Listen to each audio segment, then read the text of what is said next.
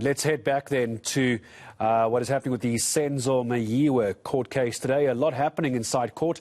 Let's head back to Slindelo Masikane. Hello to you, Slee. So let's just take our viewers back because there was a lot of backwards and forwards about a trial within a trial and a special plea, but all to do with the timing around this as well. Just take us back to what the defense lawyer, Malesela Tefo, had actually been asking for.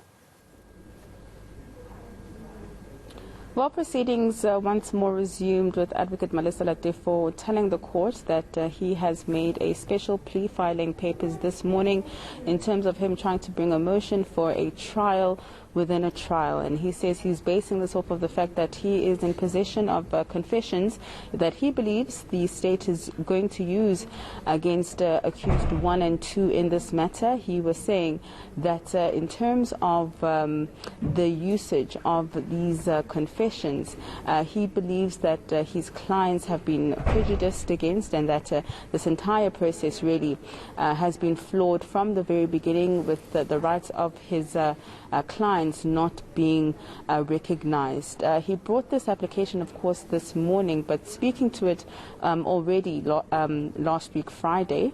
However, because the state, as well as Defense Advocate Slindelo Masikane for accused number 5 only received this special plea submissions this morning, they have not had time to respond to it. And in terms of this, Advocate Masikane then asked for protection once more from the court, saying that she wants to continue with her cross-examination, saying that can she be allowed to at least finish with this particular witness before the court then entertains the matter of this special plea. But then the judge, of course, went into his ruling saying that he's heard all sides, but these confessions that Advocate Tefo is speaking about have not really been presented at this point as evidence by the state. So he's saying that we're speaking about confessions that he's actually unaware of. And so he then ruled that cross-examination would continue.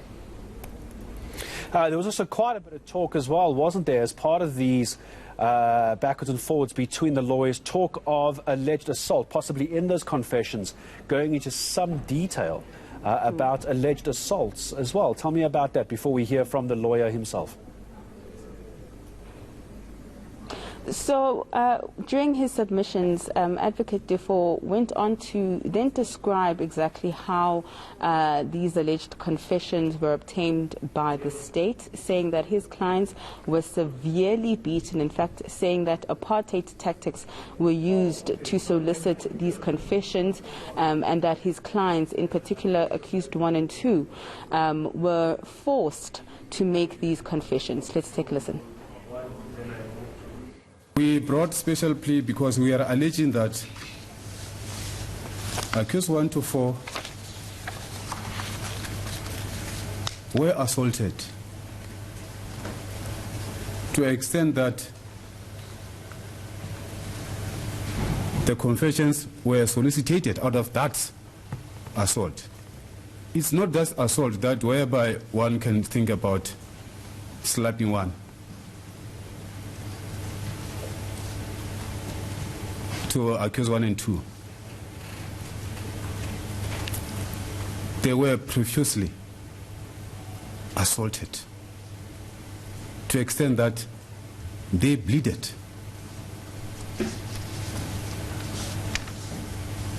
Before they make the confessions by the form of affidavits, which I am in possession. My learned colleague is the state. Advocate Baloyi is in position. Advocate Mshololo is in position.